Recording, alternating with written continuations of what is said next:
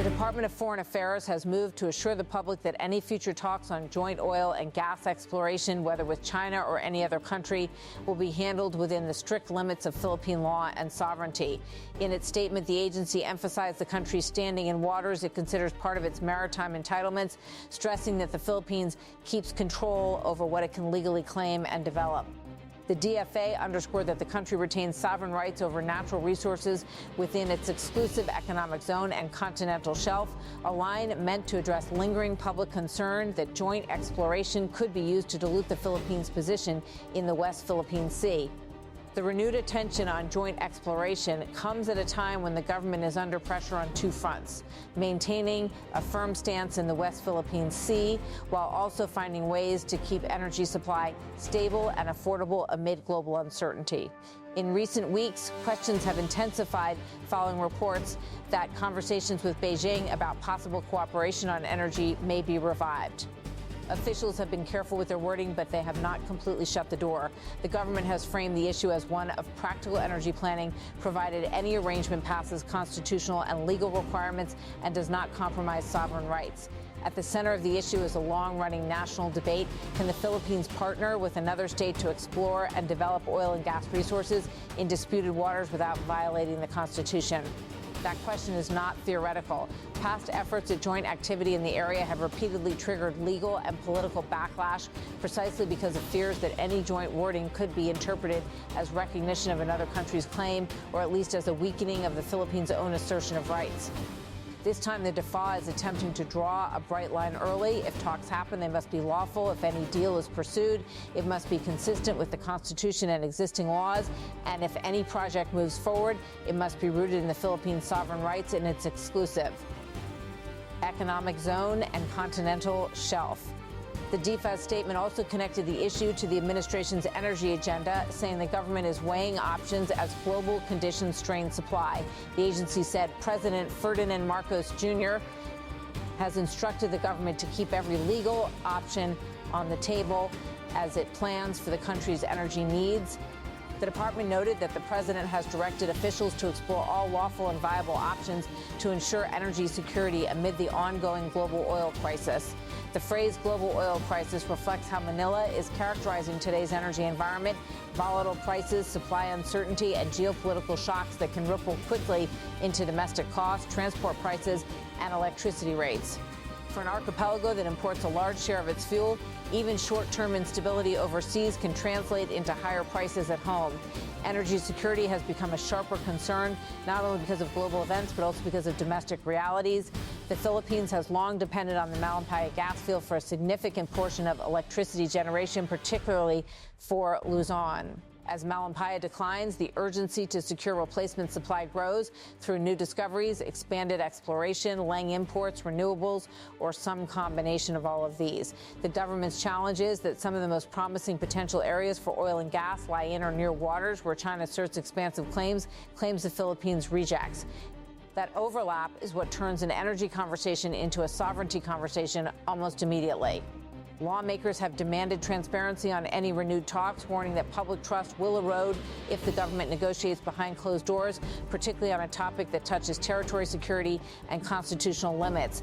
Those calls for transparency intensified after reports that Philippine and Chinese officials continue to discuss practical measures aimed at managing tensions at sea, including communications arrangements and other confidence-building steps.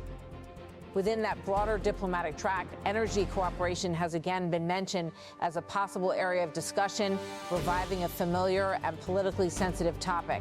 In this environment, even the suggestion of joint exploration can trigger suspicion. Are there draft agreements? What language is being proposed? Would it imply shared ownership? Would it be framed as a commercial partnership, a state-to-state deal, or a service contract? Would it apply inside the Philippines' exclusive economic zone or in a location where claims overlap? And would any arrangement effectively concede that the area is disputed in a way that weakens the Philippines' legal position?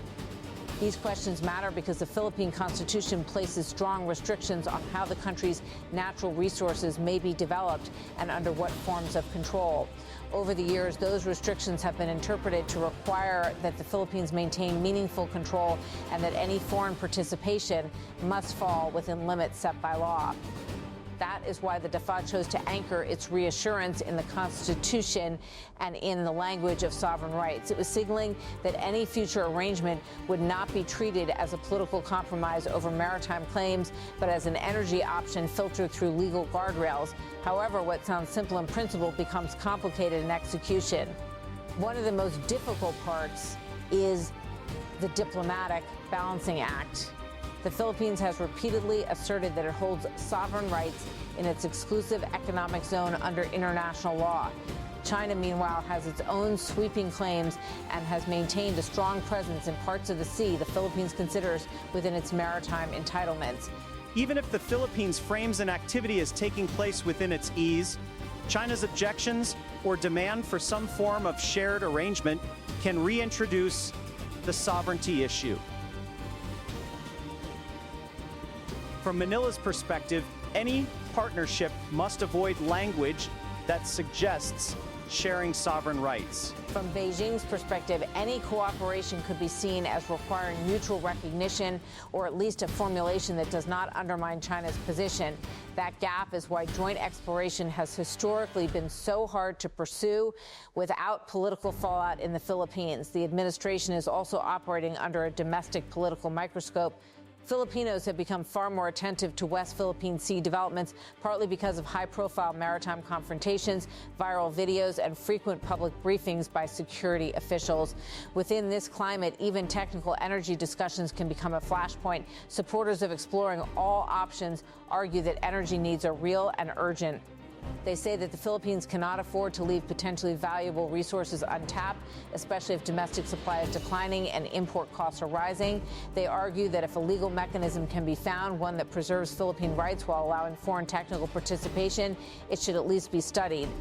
Critics counter that the Philippines can pursue other paths, renewables, LNG imports, or exploration with non-controversial partners without the geopolitical risk of cutting a deal with a country involved in ongoing maritime disputes. They warn that any joint arrangement could be used by China to claim that the Philippines is acknowledging competing claims or that the area is jointly owned, thereby undermining the Philippine stance in the long term.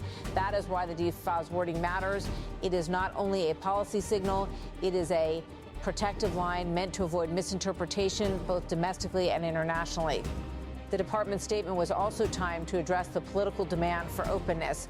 Calls from lawmakers have urged the government to disclose the status of any talks, the nature of any proposals being discussed, and the safeguards being considered. Many legislators say the public deserves to know early before any commitment is made because the issue involves national patrimony and could shape the country's position in the West Philippine Sea for years to come. The administration's approach, at least publicly, has been to speak in conditional terms. Nothing is final. Any cooperation must comply with law, and the Philippines will not surrender its rights. That strategy is intended to keep options open without committing to a course that could trigger a political storm. But the political storm can arrive even without a signed deal, simply because the topic itself revives memories of earlier attempts at cooperation that were later criticized as flawed or unconstitutional. For the DFA, the immediate goal appears to be containment, contain speculation, contain fear of concession, and contain misinformation that could spread quickly online. By reiterating that the country retains sovereign rights in its ease and continental shelf, the department is reminding the public that sovereignty and sovereign rights are not bargaining chips in an energy negotiation. At the same time, the DFA is also trying to communicate that energy security is not optional. It is a core responsibility of government, and it requires contingency planning. The administration has made clear it intends to diversify energy sources and prevent a supply crunch. That is where the president's directive comes in, an instruction to explore options, not to compromise national interests. There is also a strategic reality that officials rarely say outright: in contested waters, inaction carries its own costs. If the Philippines delays exploration indefinitely due to geopolitical tension, it risks losing time in identifying domestic resources that could reduce import dependence. But if it moves forward without an approach that can withstand legal scrutiny and public opinion, it risks domestic backlash and legal challenges that could delay projects even longer. So the government is caught between urgency and constraint. As this debate unfolds, what happens next will likely depend on several practical questions that have yet to be answered publicly. First, the legal framework. What specific model would be used if cooperation were pursued? Would it resemble a service contract structure where the Philippines maintains control and hires foreign firms for technical services? Would it involve a government-to-government memorandum with tightly defined terms, or would it require a new legislative approach? Second, the geographic scope. Where would exploration occur? If it is clearly within the Philippine Seas and continental shelf, the government may argue it has a stronger basis to proceed under Philippine law. If it is in an area where China maintains a heavy presence or where claims overlap, the political and security risks rise sharply. Third, the transparency issue. Will the public and Congress be informed of the parameters early or only after a draft agreement exists? This may determine whether the debate stays manageable or becomes explosive. Fourth, the question of enforcement and protection. Even if the Philippines had a lawful exploration plan, would operations be protected from interference?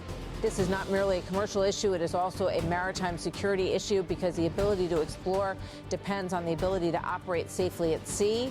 Finally, the diplomatic calculus. Is the government using the possibility of cooperation as leverage to reduce tensions, or is it genuinely preparing to pursue a project? Those two paths can look similar on the surface, but they carry very different implications.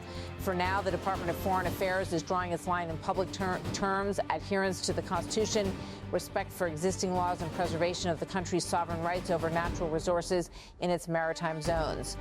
Its message is meant to reassure skeptics that any energy discussions will not be allowed to become an avenue for constitutional shortcuts or quiet concessions.